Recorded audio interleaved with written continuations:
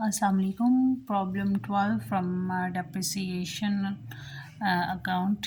आपका question start करते हैं। On 1 July 2013 Basharat purchased machinery for ₹60,000.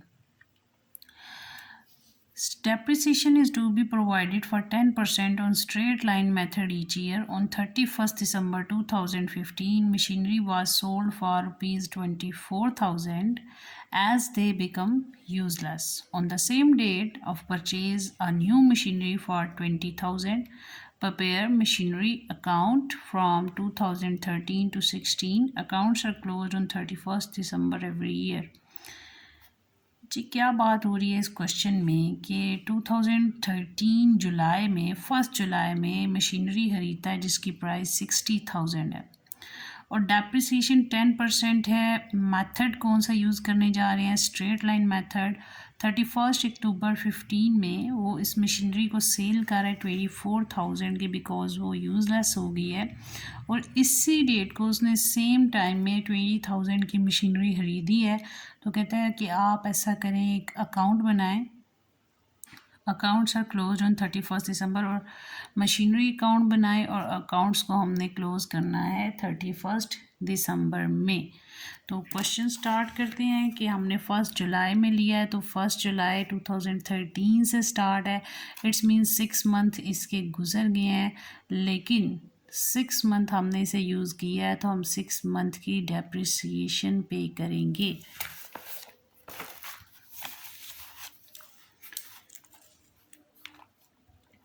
1 July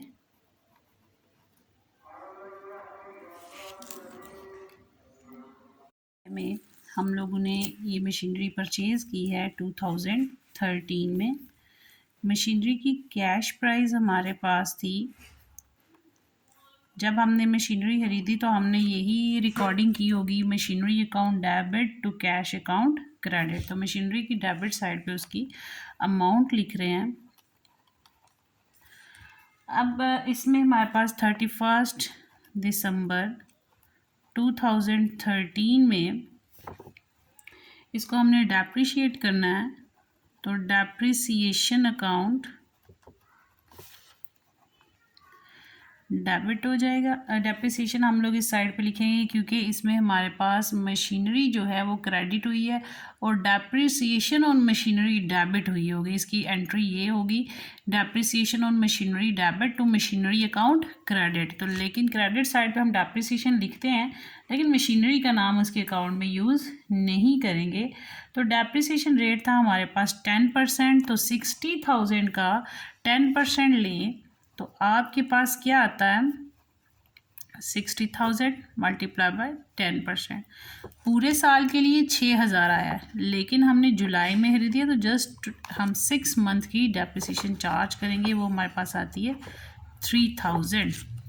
so total करेंगे, टोटल है हमारे पास 60,000, उसमें से 3,000 माइनस किया तो बैलेंस कैरी डाउन, ये आपके पास आता है 57,000 और टोटल वही आ गया आपके पास 60,000। अब हम क्या करेंगे, इस बैलेंस को नेक्स्ट ईयर में ट्रांसफ़र करेंगे। 1 जनवरी 2014 बैलेंस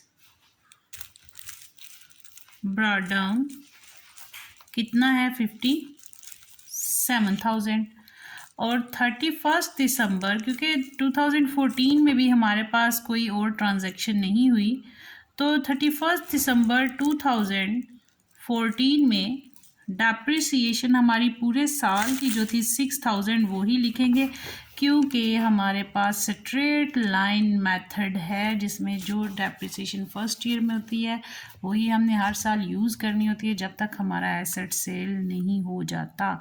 तो अब हमारे पास 6,000 डेप्रिसिएशन और 31 दिसंबर को ही उसका बैलेंस कैरी डाउन होगा, क्योंकि यहाँ पे हमने कुछ ख़रीदा नहीं है ड्यूरिंग द ईयर। तो टोटल हमारे पास वही 57,000 अमाउंट आएगी। 57,000 में से 6,000 लेस हो गया तो हमारे पास 51,000 और टोटल हमारे पास 7,000। अब ये जो 51,000 है इसको हम नेक्स्ट ईयर में ट्रांसफ़र करेंगे 1 जनवरी 2015। Balance brought down 51,000। अब इस साल में ही हम लोगों ने एक नई मशीनरी खरीदी है, लेकिन 31 अक्टूबर को हमने मशीनरी खरीदी। हम लिखेंगे कैश अकाउंट, क्योंकि machinery account debit to cash account credit हुआ तो इसकी डेबिट साइड पे हम कैश अकाउंट लिखेंगे। कितनी की मशीनरी थी उसको हम लोग यहाँ पे मेंशन करेंगे। मशीनरी की प्राइस थी 20,000 और इसी डेट को उसने पहले वाली मशीनरी सेल की है 31 अक्टूबर। उसकी हम डेप्रिसिएशन लिखेंगे, डेप्रिसिएशन अकाउंट। पहले हमने हाफ ईयर की ली, फिर फुल ईयर की, और ये हमारे पास अक्टूबर तक 10 महीने बनते हैं। हम लिखेंगे ₹60,000 जो हमने हमारी स्टार्ट में प्राइस थी, मल्टीप्लाई बाय 10% जो हमारा डेप्रिसिएशन रेट है, मल्टीप्लाई बाय 10 डिवाइडेड बाय 12, तो ये हमारे पास आता है 5,000।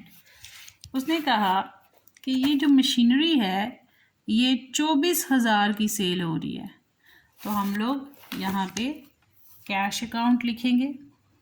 उसकी जो सेल प्राइस है 24,000। अब हम देखेंगे कि इसमें इसे प्रॉफिट हो रहा है या लॉस हो रहा है, उसको चेक कर लेते हैं। तो यहाँ पे हम हेडिंग देते हैं कॉस्ट या value of machinery, purchase price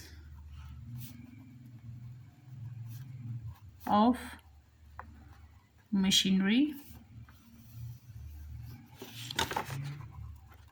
60,000 less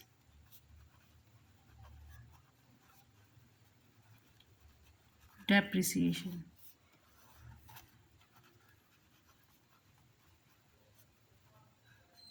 Depreciation at first year, depreciation at second year और depreciation at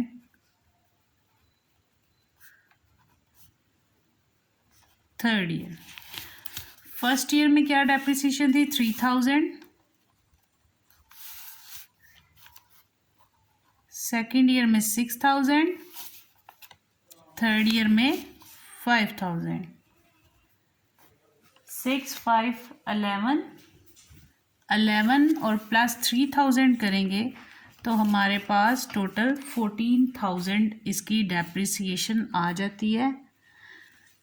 तो 60,000 में से आप लोग 14,000 जब लेस करोगे तो आपके पास कितनी अमाउंट आती है 46,000।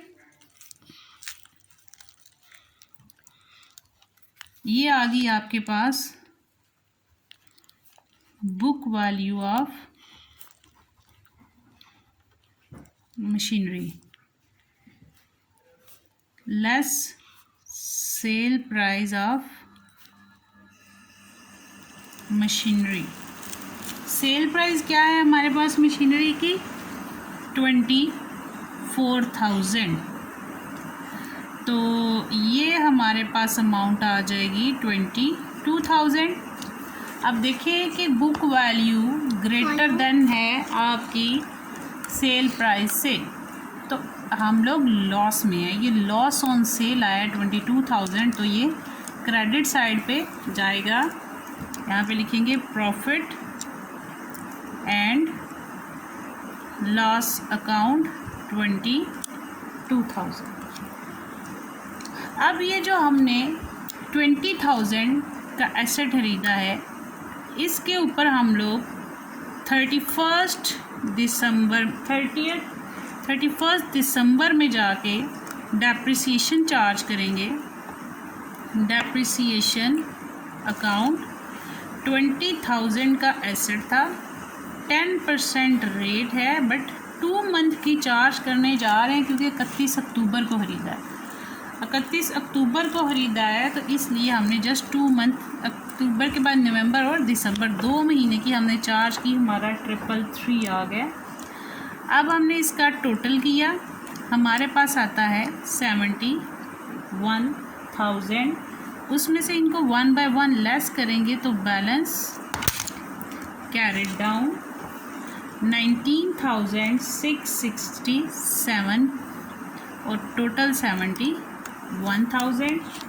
अब हमने लिखना है 1 जनवरी 16 बैलेंस ब्रॉट डाउन 19,667। अब इस साल में कोई ट्रांजैक्शन नहीं हुई है तो 31 दिसंबर 2016 में डेप्रिसिएशन चार्ज करेंगे 20,000 मल्टीप्लाई बाय 10%। और अब ये पूरे साल के लिए ये हमारे पास आएगा 2,000। तो 19,667 से 2,000 लेस हुआ तो बैलेंस कैरिड डाउन 17,667, क्योंकि टोटल 19,667 है, उसमें से 2,000 लेस हुआ तो 17,667 आ जाएगा।